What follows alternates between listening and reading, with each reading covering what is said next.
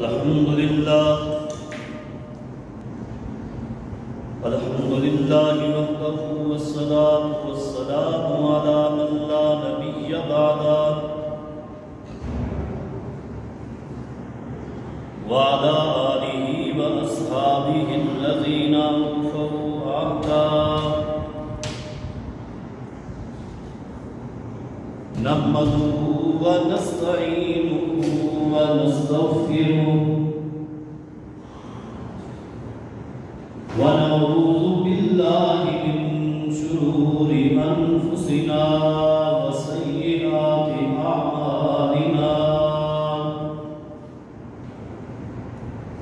من يهده الله فلا مضل له ومن يضلل فلا هادي له أشهد أن لا إله إلا الله وحده لا شريك له وأشهد أن سيدنا ونبينا محمدا عبده ورسوله أرسله بالحق بشيرا ونذيرا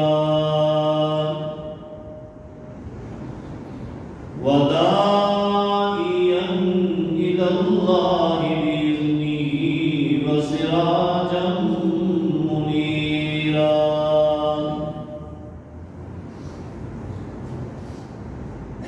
أما بعد فإن أصدق الكلام كلام الله وأحسن الهدي هدي محمد صلى الله عليه وسلم وشر الأمور محدثاتها وكل محدثة بدعة وكل بدعة ضلالة وكل ضلالة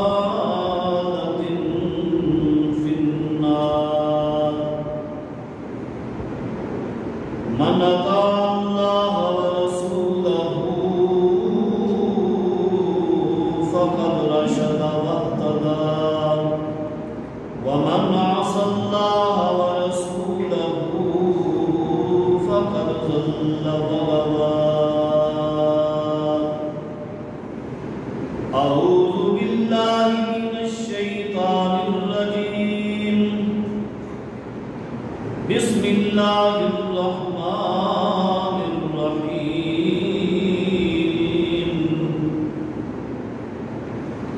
يا أيها الذين آمنوا إذا قمتم إلى الصلاة فاغسلوا وجوهكم وأيديكم إلى المرافق وامسحوا برؤوسكم وأرجلكم إلى الكعبين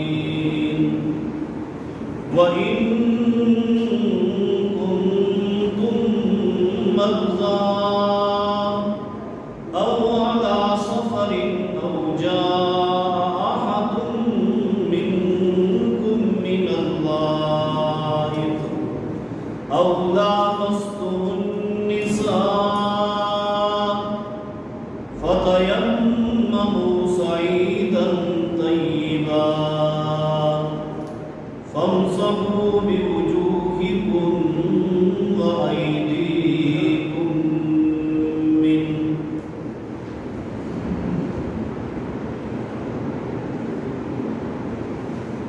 مختصر حمد و ثنا اور درود و سلام کے بعد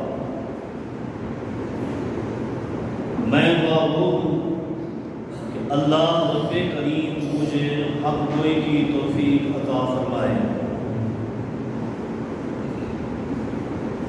اور اللہ رب کریم سے یہ بھی التجا ہے رب کائنات مجھے اور آپ جمیع ساتھوں کو قرآن و حدیث کی صحیح فہم اور اس پر عمل پیرا ہونے کی توفیق عطا فرمائے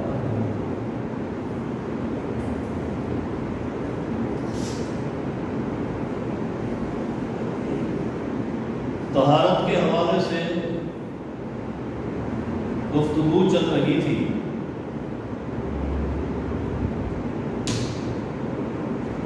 آج کا ہمارا جو عنوان ہے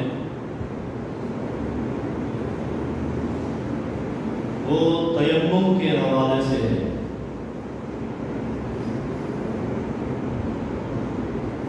کہ تیمم کا طریقہ کار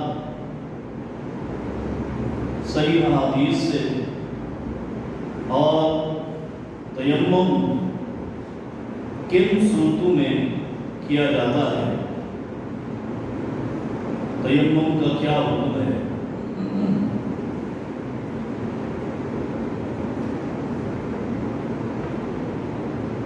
سب سے پہلا نقطہ یہ ہے کہ تیمم یہ وضو کا بھی قائم مقام ہے اور غسل کا بھی قائم مقام ہے۔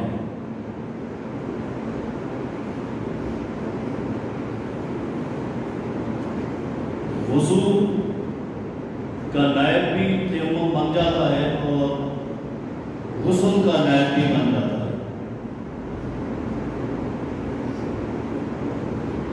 تیمم کی ابتدا کب اور کیسے ہوئی، اس کے لیے ایک حدیث صحیح بخاری سے رسول اکرم صلی اللہ علیہ وسلم ایک سفر میں نکلے اور نبی علیہ السلام سفر میں جاتے ہوئے پورا اندازی کرتے اور آپ کی جس بیوی کا نام نکلتا اسے ساتھ لے کر جاتے تھے۔ اس سفر میں نبی علیہ السلام کے ساتھ آپ کی بیوی ام المؤمنین سیدہ صدیقہ کائنات سیدہ عائشہ رضی اللہ تعالیٰ عنہا تھی۔ فرماتی ہے کہ جب سفر کرتے کرتے ہم بیضا مقام پر پہنچے، یہ دو مقام ایک ساتھ ہیں، بیضا اور ذات الجیش، ایک ساتھ ملتی ہوئی دونوں جگہیں، تو اس لیے فرماتی ہیں بیضا پر پہنچے یا ذات الجیش، قریب قریب ہے دونوں جگہیں۔ وہاں پہنچے تو رات کو وہاں پڑاؤ ڈالا رہائش کی تھوڑی سی۔ صبح نکلنے سے پہلے پتہ چلا کہ سیدہ عائشہ رضی اللہ تعالی عنہا کا ہار گم ہو گیا، گلے میں ہار تھا وہ وہاں گم ہو گیا۔ سیدہ عائشہ رضی اللہ تعالی عنہا نے نبی علیہ السلام کو بتایا تو آپ نے صحابہ کرام کی ڈیوٹی لگائی تو صحابہ کرام اس کو ڈھونڈنے لگے۔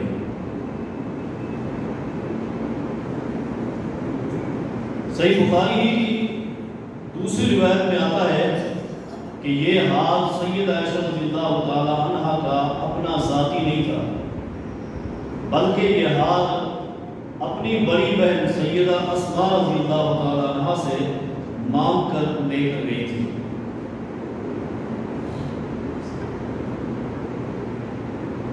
تو صحابہ کرام رضی اللہ عنہم حال کو تلاش کر رہے ہیں اور تلاش کرتے کرتے کافی دیر ہو گئی، حتیٰ کہ صحیح بخاری کے اندر آتا ہے کہ صبح کی نماز کا وقت ہونے لگا تو کچھ صحابہ کرام نے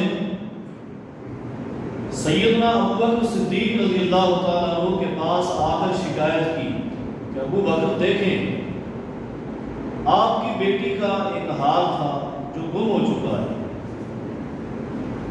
اور اس کو تلاش کرتے کرتے کافی دیر ہو چکی ہے، صبح کی نماز کا وقت ہونے لگا ہے اور جس جگہ ہم موجود ہیں یہاں پانی بھی نہیں ہے۔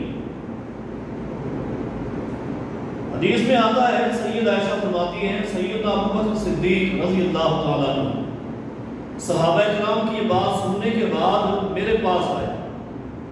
جب وہاں پہنچے تو رسول اللہ صلی اللہ علیہ وسلم میری گود میں سر رکھ کر سوئے ہوئے تھے، آپ کو نیند تھی۔ ابو بکر صدیق رضی اللہ تعالیٰ عنہ نے، میرے ابا نے مجھے ڈانٹا، حتیٰ کہ میری کوکھ کے اندر ہاتھ بھی مارا غصے میں آ کر۔ لیکن سیدہ عائشہ فرماتی ہے میں نے اس سب کچھ کو برداشت کیا۔ مجھے ابا نے جو ہاتھ سے دھکا دیا اس کی مجھے تکلیف بھی ہو رہی تھی، لیکن صبر کیا، برداشت کیا، جسم کو ہلنے نہیں دیا کہ اللہ کے پیغمبر صلی اللہ علیہ وسلم کے آرام و سکون میں کہیں کوئی ڈیفیکٹ پیدا نہ ہو جائے، بے آرامی نہ ہو جائے، آرام سے بیٹھے۔ کچھ صحابہ کرام نے، حدیث میں آتا ہے کہ نماز پڑھ لی اور کچھ نبی علیہ السلام کے پاس آ گئے شکایت لے کر۔ بہرحال یہ ہاتھ تو بعد میں مل گیا کہ جس اونٹ پر سید عائشہ رضی اللہ تعالیٰ عنہ سوار تھی اسی اونٹ کے نیچے یہ ہاتھ پڑا ہوا تھا۔ تو یہاں سے یہ نقطہ بھی ملتا ہے کہ نبی علیہ السلام عالم غیب نہیں تھے۔ عالم الغیب ہوتے آپ تو صحابہ کرام اتنی دیر یہ ہاتھ تلاش نہ کرتے، آپ فرما دیتے کہ عائشہ پریشان نہ ہو، صحابہ کرام کو پریشان نہ کریں، آپ کا ہاتھ ان کے نیچے پڑا ہوا ہے، میرے علم میں نہیں۔ بات پسند مسئلے کی یہ ہے کہ جب یہ پریشانی کی حالت بنی، نماز کا مسئلہ تھا، جگہ ایسی تھی کہ وہاں قریب میں کوئی پانی نہیں تھا اور قافلے کے لوگوں کے پاس جو پانی تھا بہت ہی کم تھا، سب کا وضو ناممکن تھا۔ اللہ رب کریم نے قرآن کریم کی آیت نازل کی، قرآن کریم کی آیت آج نازل کی، سید عائشہ رضی اللہ تعالیٰ عنہ کے اس حال کے گم ہونے کی وجہ سے اور صحابہ کرام کی اس تکلیف پر اللہ رب کریم نے حدیث کے الفاظ میں فَأَنزَلَ اللَّهُ آیَةَ التَّیَمُّمِ فَلَمْ تَجِدُوا مَاءً فَتَیَمَّمُوا صَعِیدًا طَیِّبًا۔ فرمایا جب تم پانی نہ پاؤ تو پاکیزہ مٹی کے ساتھ تیمم کر دیا کرو، پاکیزہ مٹی کے ساتھ تیمم کر دیا کرو۔ اور یہ بھی اس امت کی ایک خاصیت ہے، نبی علیہ السلام فرماتے ہیں کہ اللہ رب کریم نے مجھے کچھ خاصیتیں عطا کی ہیں، ان میں ایک خاصیت یہ بھی ہے وَجُعِلَ التُّرَابُ لِي طُهُورًا، اللہ نے اس زمین کی مٹی کو میرے لیے مسجد بھی بنایا ہے اور وضو بھی بنایا ہے۔ تو فرمایا کہ تیمم کر لیں۔ اللہ قربان جائیں، اسید بن حسین رضی اللہ تعالیٰ عنہ کسی موقع پر فرماتے ہیں ما ہی بِأَوَّلِ بَرَكَتِكُمْ یا آلَ ابی بکر، اے ابو بکر کے گھرانے والوں، دین اسلام میں یہ تمہاری کوئی پہلی برکت نہیں ہے، تمہاری برکات بہت زیادہ ہے۔ دین اسلام میں تمہاری بہت زیادہ برکات ہے۔ اور ایک حدیث کے الفاظ یوں بھی کہ سیدنا اسید بن حسین رضی اللہ تعالیٰ عنہ نے سید عائشہ رضی اللہ تعالیٰ عنہ سے مخاطب ہو کر فرمایا تھا یا عائشہ جزاک اللہ خیرا، عائشہ اللہ تجھے جزائے خیر عطا فرمائے، اللہ تجھے جزائے خیر عطا فرمائے۔ فواللہ ما اصابک امر تکرہینہ الا جعل اللہ لک وللمسلمین فیہ خیرا۔ عائشہ اللہ کی قسم ہے، آج تک میں نے یہی تجربہ کیا ہے، جب بھی تیرے ساتھ کوئی معاملہ پیش آیا جس معاملے میں اے عائشہ تجھے تکلیف پہنچی ہے، تو نے تکلیف برداشت کی ہے، لیکن اس معاملے میں اللہ نے دو چیزیں رکھی ہیں، ایک تیرے لیے بھی خیر و برکت ہے اور نبی کی پوری امت کے لیے بھی اس معاملے میں خیر و برکت ہوگی۔ تکلیف صرف سید عائشہ کو ہوگی، انہیں خیر و برکت بھی ملتی ہے، کہ فرماتے ہیں پوری امت کو بھی خیر و برکت ملتی ہے۔ اللہ رب کریم نے اس موقع پر قرآن کریم کی آیت نازل کر کے تیمم کا حکم دے دیا اس امت کو۔ اس امت کے لیے تیمم کا جواز مل گیا، اور میں نے عرض کی کہ تیمم صرف وضو کا قائم مقام نہیں بلکہ غسل کا بھی قائم مقام ہے۔ سنن ابو داؤد کی حدیث ہے، نبی علیہ السلام کے بڑے پیارے صحابی سیدنا ابو ذر رضی اللہ تعالیٰ بیمار ہو گئے۔ نبی علیہ السلام نے فرمایا ابو ذر جنگل میں چلے جاؤ، مال غنیمت میں بکریاں بھی آئی ہیں، اونٹ بھی آئے ہیں، ان کو چرانا بھی ہے اور ان کا دودھ بھی پینا ہے، اللہ تمہیں صحت عطا فرمائے۔ ابو ذر رضی اللہ تعالیٰ عنہ جنگل میں چلے گئے، دور نکل گئے، اونٹ بھی ساتھ ہیں، بکریاں بھی ساتھ ہیں، بیوی کو بھی ساتھ لے گئے۔ سیدنا ابو ذر رضی اللہ تعالیٰ عنہ کچھ دنوں کے بعد مسجد نبوی میں آپ پہنچے تھے، جنگل سے دوبارہ واپس آتے دوڑتے ہوئے آئے اللہ، اور فرماتے ہیں کہ جب میں وہاں پہنچا وَهُوَ فِي رَهْطٍ مِّنْ أَصْحَابِهِ، اللہ کے پیغمبر صحابہ کرام کی جماعت میں بیٹھے تھے، وَهُوَ فِي ظِلِّ الْمَسْجِدِ، اور مسجد نبوی کے سائے میں بیٹھے ہوئے تھے، اور میں کب پہنچا؟ دوپہر کے وقت پہنچا۔ نبی علیہ السلام صحابہ کے ساتھ بیٹھے ہوئے، جو ہی میں پہنچا اور سلام کیا، نبی علیہ السلام نے سلام کا جواب دیا اور فرمایا ابو ذر ہو، ابو ذر کیسے آنا ہوا؟ عرض کی نام، جی ہاں اللہ کے رسول ابو ذر ہوں، ہلکت یا رسول اللہ، ابو ذر تو ہوں لیکن اللہ کے پیغمبر میں ہلاک ہو گیا، میں تباہ و برباد ہو گیا۔ میں کیا بات ہے، ماں ہلاکت، ابو ذر کس چیز نے تباہ کر دی ہے؟ کیا بربادی، کیا نقصان ہوا، کیا خسارہ ہوا؟ عرض کہ اللہ کے رسول انی کنت اعظم عن الماء ومعی اہلی، میں جس جگہ پر پہنچا ہوا تھا وہاں میرے پاس پانی نہیں تھا، پانی نہیں تھا، گھر والے ساتھ تھے، اصابتنی جنابۃ، میرے اوپر غسل فرض ہو گیا، غسل فرض ہو گیا، پانی نہیں ہے، میں نے کیا کیا؟ اصلی بغیر طہور، نماز کا وقت ہوا، میں نے بغیر وضو کے، بغیر غسل کے نماز پڑھی، بغیر غسل کے، بغیر وضو کے نماز پڑھی۔ ابو داؤد ہی کی دوسری روایت میں ہے کہ کئی ایک نمازیں پڑھی، صرف ایک نماز نہیں، کئی ایک نمازیں پڑھی، اور پھر اس پریشانی میں، اس مشکل میں وہاں دور کا سفر کر کے نکلے اور مسجد نبوی میں پہنچے۔ اللہ کے رسول معاملہ یہ ہو گیا، اب میں تو یہی سوچا ہوں کہ میں تباہ ہو گیا، برباد ہو گیا، غسل کرنا تھا، وضو کرنا تھا، لیکن کچھ نہیں کیا، بغیر طہارت کے نمازیں پڑھتا رہا، کیا بنے گا میرا؟ نبی علیہ السلام سیدنا ابو ذر کو بٹھا دیتے، پانی منگواتے، گھر سے پانی منگوایا، پانی دے دیا، ابو ذر غسل کر کے آئے، سیدنا ابو ذر رضی اللہ تعالیٰ عنہ غسل کرتے واپس آتے ہیں، پریشانی ابھی بھی موجود ہے۔ نبی علیہ السلام فرماتے ہیں ابو ذر پریشان کیوں ہے؟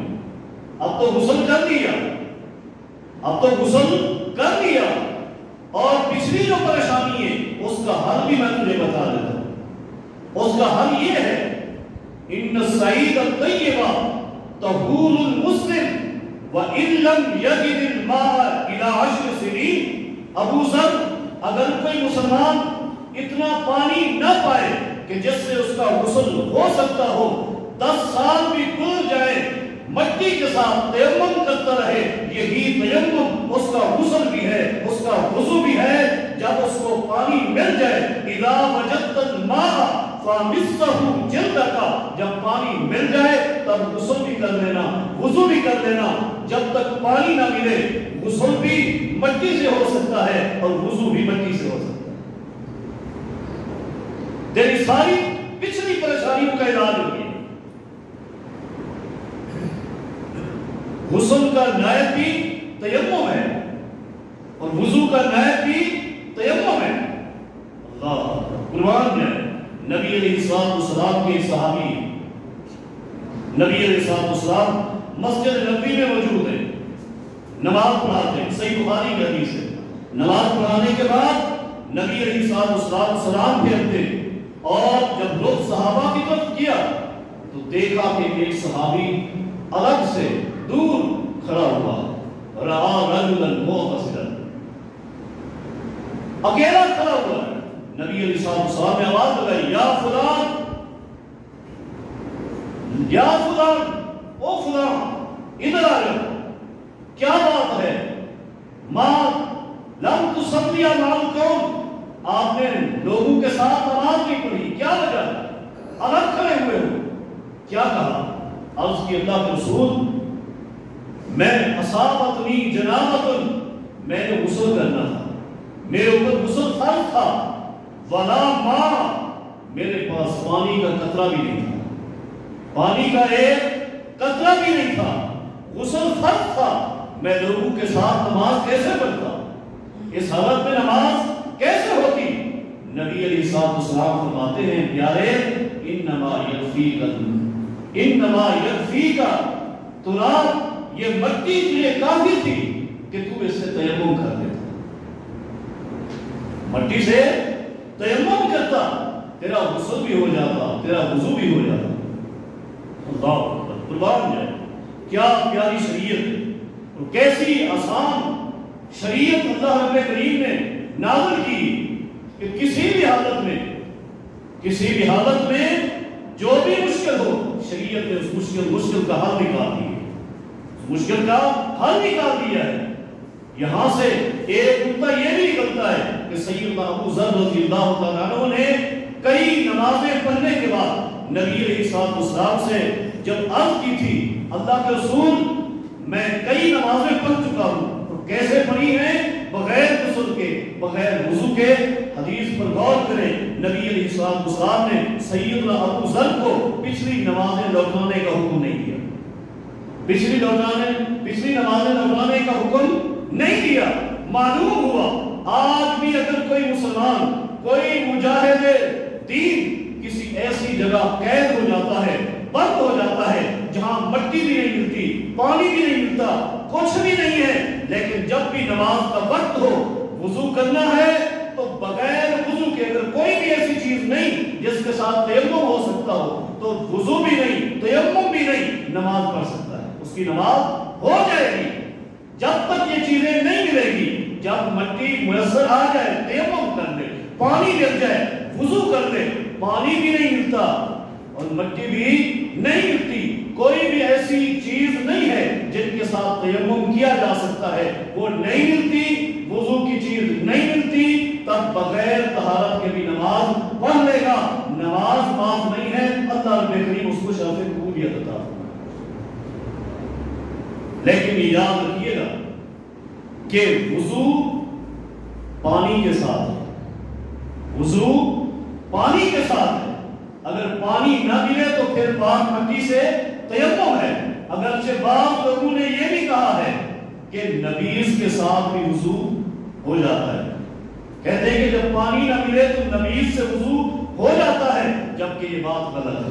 نبیذ میں آپ کو سمجھا دوں، نبیذ کھجور کا بنتا ہے، کھجور کا پانی، رات کو یا صبح کو کھجور کو پانی میں بھگو دے، صبح سے بھگوئی اور شام تک وہ پانی میں حل ہو جاتی ہے، حل کر کے گٹھلیاں نکال دے، جو میٹھا اس کا شربت بن جاتا ہے، اس کو عربی میں نبیذ کہتے ہیں۔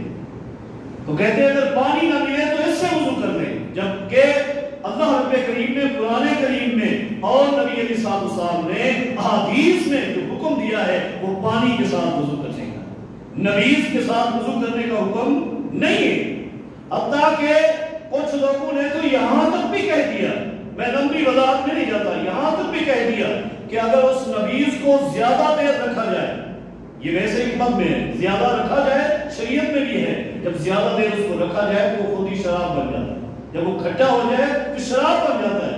اور حضرات نے یہ بھی کہا کہ جب وہ شراب بن چکا ہو، وہ نبیذ شراب میں بھی اگر تبدیل ہو چکا ہو، تب بھی پانی نہ ملے تو مٹی کے ساتھ تیمم نہ کرے بلکہ اسی سے وضو کرے، جبکہ یہ شریعت کی مخالفت ہے، یہ غلط ہے۔ پانی ملے اسی سے وضو کرے، پانی نہیں ملتا، شریعت نے آسانی دی ہے، مٹی کے ساتھ تیمم کرے۔ مٹی کے ساتھ کیا کرنا ہے؟ تیمم کرنا ہے، پاک مٹی کے ساتھ۔ اور تیمم کا طریقہ بہت ہی آسان طریقہ، بہت ہی، لوگوں نے مختلف طریقے بتائے، لیکن یہ سارے شریعت کے متصادم ہونے کی وجہ سے غلط۔ طریقہ وہ صحیح جو آمنہ کے لال مکہ کے در یتیم محمد رسول اللہ عرش بری سے لائے۔ اللہ نے جبریل کے ذریعے جس طریقے کو محمد مصطفیٰ کو اوپر نازل کیا اور آپ کو سکھلایا، وہی طریقہ دین ہے اور شریعت۔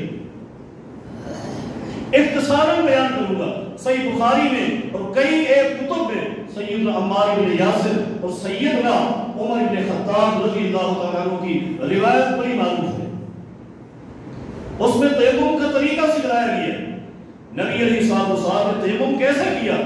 ضرب النبی صلی اللہ علیہ وسلم بیدیہ ارضا، نبی علیہ الصلوۃ والسلام نے اپنے دونوں ہاتھ سیدھے کر کے یوں زمین کے اوپر مارے، مٹی کے اوپر، پاکیزہ مٹی پر، یا دیوار اس پر بھی مار سکتے، یہ سیدھے کر کے دونوں ہاتھ مٹی کے اوپر مار دے، تھوڑی سی مٹی لگ جائے گی۔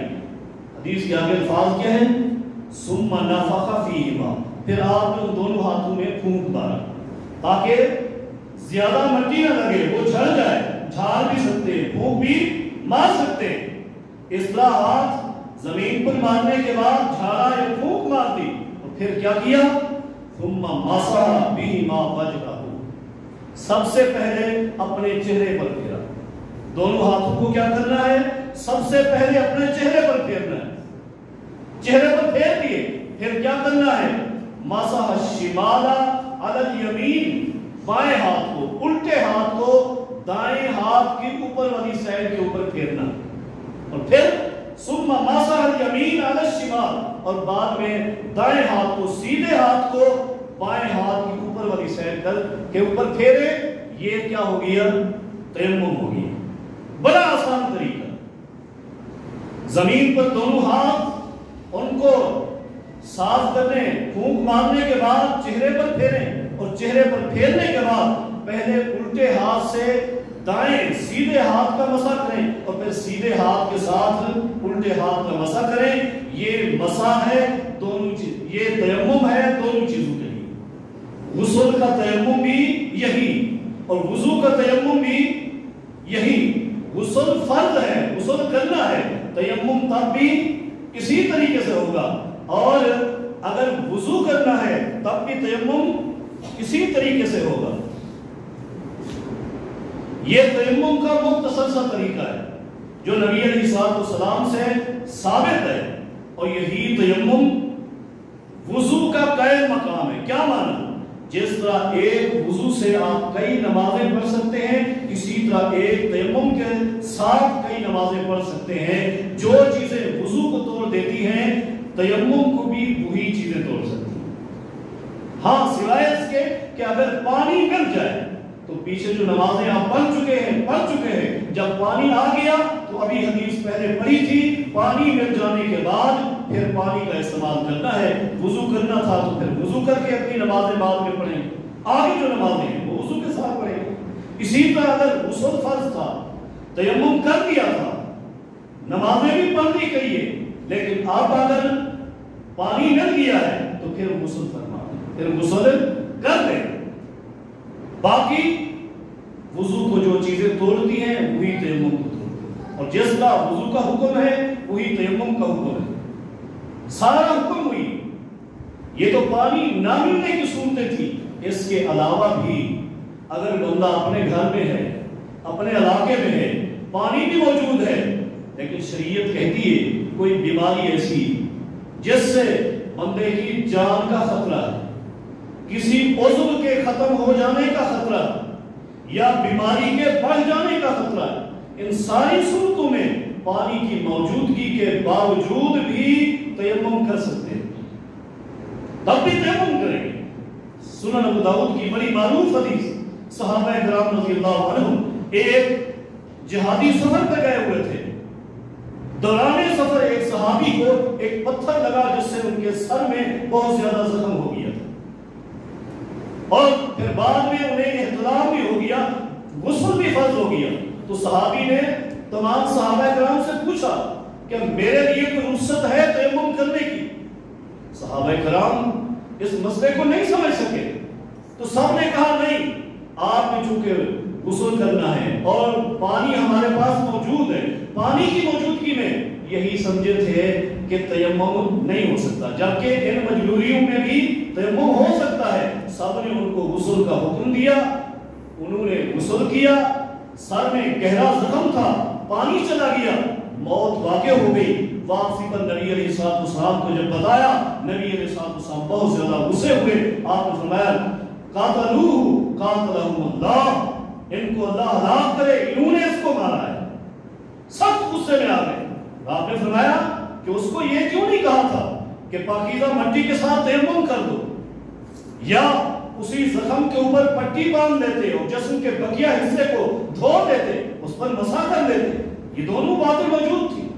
لہذا اگر جان کا خطرہ ہے یا کسی عضو کا خطرہ ہے، بیماری کے بڑھ جانے کا خطرہ ہے، تو تب بھی ان صورتوں میں چاہے وضو ہو یا غسل ہو، دونوں کا قائم مقام تیمم ہے، اور تیمم کا وہی طریقہ ہے، تیمم اسی طریقے سے ہوگا۔ لیکن کن صورتوں میں ہے؟ بیماری کے صورتوں میں، پانی کی غیر موجودگی والی صورت میں، اس کے علاوہ پانی موجود ہو اور کوئی بیماری بھی نہ ہو، کسی بھی صورت میں تیمم پھر نہیں کر سکتے۔ بعض لوگوں نے یہاں بھی یہ بھی لکھا ہے کہ 2 مقام اور بھی ہیں جہاں تیمم کر سکتے ہیں۔ کون سے؟ ایک کہتے ہیں کہ جب جنازہ ہو رہا ہو اور جس بندے کا جنازہ ہے اس کا ولی نہیں، کوئی اور بندہ اگر وہ سوچتا ہے کہ میں نے وضو کیا جنازہ ختم ہو جائے گا تو وہ بھی تیمم کر کے مل جائے، نہیں، شریعت میں اس کی کوئی گنجائش نہیں ہے، شریعت میں اس کی کوئی گنجائش نہیں ہے۔ اور دوسری بات، وہ بڑی توجہ سے سنیں، ساتھ ایک لطیفے کی بات بھی ہے، وہ کہتے ہیں کہ جب نماز عید ہو رہی، نماز عید ہو رہی ہو، نماز عید کے دوران نماز پڑھتے ہوئے اگر کسی بندے کا وضو ٹوٹ جائے، حضرات نے فرمایا ہے کہ وہ بندہ چاہے امام ہو یا مقتدی ہو، وہیں نیچے جھک کر مٹی پہ ہاتھ مار کر تیمم کر دے اور نماز کو جاری رکھے، پچھلی نماز بھی صحیح ہے اور اگلی بھی صحیح ہے۔ یہ اللہ کے دین کے ساتھ مذاق ہے۔ نبی علیہ السلام کو فرمان ہے لا يقبل اللہ صلاۃ احدکم اذا احدث حتى يتوضا، اللہ اس بندے کی نماز کو قبول نہیں کرتا جو بے وضو ہو جائے۔ نماز کی حالت میں وضو ٹوٹ گیا، بے وضو ہو گیا، پچھلی نماز ختم ہو گئی، اور اب اگلے کے لیے حکم کیا ہے؟ مجبوری ہو گئی، جا کر وضو کرے، نماز مل گئی تو مل جائے گا، ورنہ اگر چاہے تو اکیلا بھی پڑھ سکتا ہے، یہ کوئی مجبوری نہیں ہے کہ نماز عید ہو چکی پھر دوبارہ وہ نہیں پڑھ سکتا، نفلی چیز ہے، نہ پڑھے اس کی مرضی، پڑھے پڑھ سکتا ہے، شریعت نے اجازت دی ہے۔ شریعت نے یہ اجازت نہیں کہ نماز کے اندر وضو توڑتا بھی رہے اور تیمم بھی کرتا رہے، یہ شریعت کے ساتھ مذاق ہے۔ شریعت نے جو اجازت دی ہے اسی کو قبول فرمائے۔ اللہ رب کریم سے دعا ہے اللہ رب کریم میرے اور آپ کے اعمال کی اصلاح فرما دے۔ اقول قولی ھذا استغفر اللہ لی ولکم ولسائر المسلمین۔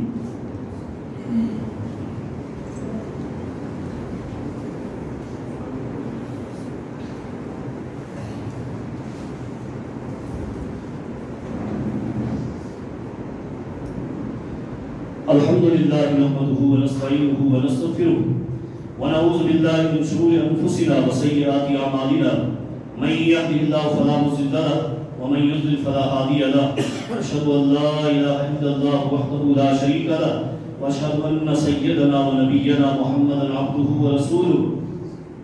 اللهم صل على محمد وعلى ال محمد كما صليت على ابراهيم وعلى ال ابراهيم انك حميد مجيد۔ اللهم بارك على محمد وعلى آل محمد كما باركت على إبراهيم وعلى آل إبراهيم إنك حميد مجيد۔ آپ اکثر ساتھیوں کے علم میں ہے کہ تقریباً چھوٹی عید کے فوراً بعد سے ہی ہم نے یہ موضوع چلایا ہے اور آج تک یہی ہمارا موضوع طہارت کے حوالے سے چل رہا ہے۔ میں نے بعض باتوں کی لمبی تفصیل اور وضاحت بھی بیان کی اور بعض باتوں کو اختصار کے ساتھ اشارے کے ساتھ آپ ساتھیوں کے سامنے عرض کیا تھا۔ تقریباً یہ 2 مہینے مسلسل یہ موضوع چلتا رہا ہے۔ تو آج اس خطبے میں طہارت کے حوالے سے جو باتیں آپ ساتھیوں کے سامنے عرض کرنی تھی ان کا اختتام کرنے اور اگلا جمعہ المبارک آپ کو اشتہارات کے ذریعے ویسے بتا دیا جائے گا۔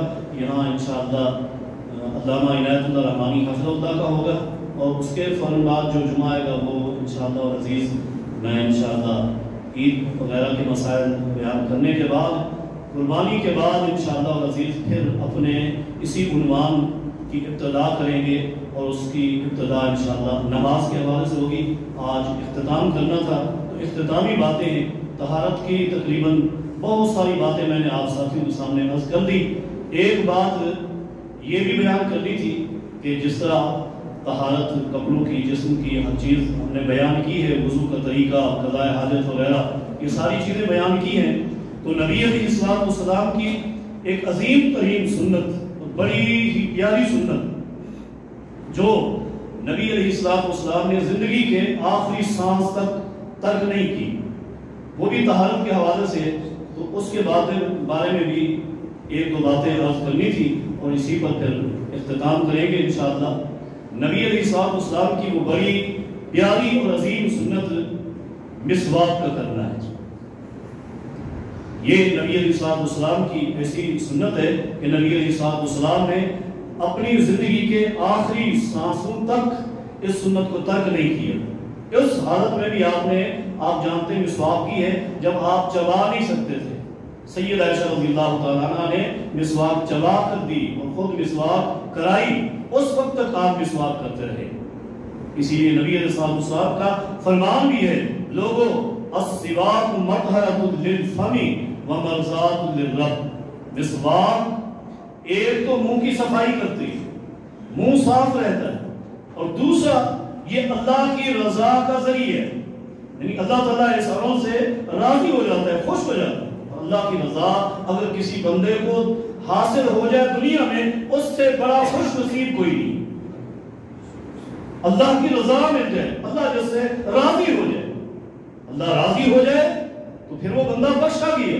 اس لیے فرمایا یہ منہ کی صفائی کے ساتھ ساتھ اللہ کی رضا کا سبب بھی، اللہ رب کریم سے راضی ہو جاتے ہیں اسی وجہ سے۔ اور نبی علیہ السلام اتنا مسواک کرتے تھے، اتنا کہ آپ نے یہ بھی فرمایا کہ لوگو لولا ان اشق علی امتی لامرتهم بالسواک عند كل صلاۃ۔ اگر میں اپنی امت پر تکلیف محسوس نہ کرتا کہ میری امت تکلیف میں پڑ جائے گی، ان پر مشکل بن جائے گی، یہ میرے دل میں ایک رحمت ہے، نرمی اور محبت ہے امت کے لیے، اس لیے میں لازمی قرار نہیں دیتا، ورنہ میرا دل یہ چاہتا ہے کہ ہر نماز کے ساتھ میری امت کے ہر فرد پر مسواک کرنا لازم ہو جائے، لیکن ایک نرمی اور محبت کی وجہ سے یہ بات میں لازم قرار نہیں دیتا۔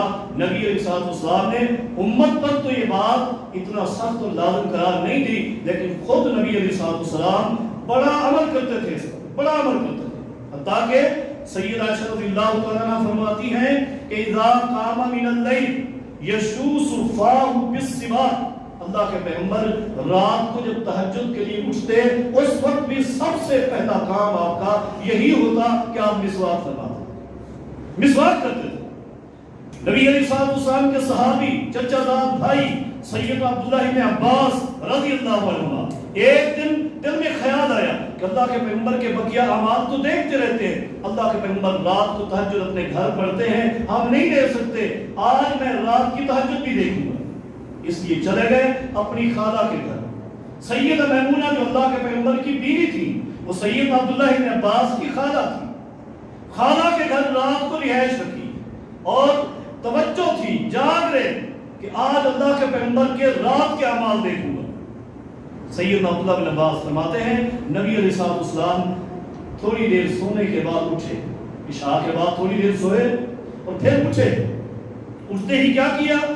کارا نبی علیہ السلام نے تلاوت کی قرآن کریم کی، ان فی خلق السماوات والارض واختلاف اللیل والنہار، سورہ آل عمران کی آخری آیات تلاوت کرنے کے بعد نبی علیہ السلام نے کیا کیا؟ فرمایا ثم تصبق، آپ نے مسواک کیا، مسواک کرنے کے بعد ثم توضا، پھر وضو کیا، وضو کرنے کے بعد ثم صلی رکعتین، نبی علیہ السلام نے 2 رکعت پڑھی اور آ کر اپنی جگہ پر لیٹ گئے، سو گئے، تھوڑی دیر نیند کی، پھر اٹھے۔ سیدنا عبداللہ فرماتے میں دیکھ رہا ہوں، پھر اٹھے اور پھر آپ نے مسلسل وہی ترتیب سے کام کیے، تلاوت کی، مسواک کیا، وضو کیا، 2 رکعت پڑھی اور پھر سو گئے، 4 رکعتیں ہو گئی۔ تھوڑی دیر سونے کے بعد پھر اٹھے، پھر تلاوت، مسواک، وضو، 2 رکعت، پھر سو گئے، پھر وہی طریقہ، اس طرح کر کے یہ 8 رکعت تہجد پڑھی۔ کس نے؟ محمد رسول اللہ نے صلی اللہ علیہ وسلم۔ اس عمل کو بیان کرتے ہیں عبداللہ ابن عباس رضی اللہ عنہ۔ یہی وجہ ہے کہ ایک دن ایک صحابی نے سید عائشہ رضی اللہ تعالیٰ عنہ سے سوال کیا، اللہ کے رسول جب اپنے گھر میں داخل ہوتے ہیں تو آپ بتائیے، جب بھی داخل ہوتے تو آپ کیسے داخل ہوتے؟ آپ کے داخل ہونے کا انداز کیسا ہوتا؟ سید عائشہ فرماتی ہیں اللہ کے پیغمبر جب بھی میرے گھر میں داخل ہوئے میں نے دیکھا یشو صفاہ بالسواک، جو ہی دروازے میں داخل ہوئے آپ اپنے منہ میں مسواک کر رہے ہوتے، جب بھی داخل ہوتے مسواک کر رہے تھے۔ حتیٰ کہ سنن نسائی کے الفاظ ہیں نبی علیہ السلام مصلی امامت پہ کھڑے نماز پڑھانے کے لیے، اچانک ایک وفد آ گیا، ایک جماعت آ گئی، کس لیے؟ اسلام قبول کرنے کے لیے، نبی علیہ السلام کے عمل دیکھنے کے لیے اور آپ سے سیکھنے اور پڑھنے کے لیے۔ نبی علیہ السلام نے ان آنے والوں کو تعلیم کا یوں انداز دیا، یوں سمجھایا کہ ان کو دیکھ کر نبی علیہ السلام نے اپنی مسواک نکالی، مصلی پہ اقامت ہو جانے کے بعد، سنن نسائی کے الفاظ ہیں، مصلی پہ کھڑے ہوئے آپ مسواک کر رہے ہیں، ان لوگوں کو دکھا رہے ہیں۔ مسواک کی، مسواک کرنے کے بعد منہ صاف کیا، مسواک صاف کی اور نماز شروع کر دی۔ تو یہ ایک پیاری سنت تھی نبی علیہ السلام کی۔ یہ بھی عرض کر دی طہارت کے اکثر مسائل میں نے آپ ساتھیوں کے سامنے عرض کر دی ہیں، اگر کچھ باتیں رہ گئی ہوں تو بعد میں ساتھی سوال بھی کر سکتے ہیں۔ انشاءاللہ العزیز عید کے بعد انشاءاللہ العزیز نماز کے حوالے سے عنوان چلے گا اور مستقل طور پر انشاءاللہ چلے گا۔ اللہ رب کریم ہم سب کو عمل کی توفیق عطا فرما دے۔ اقول قولی ھذا استغفر اللہ لی ولکم ولسائر المسلمین، تمام ساتھی صفحے سے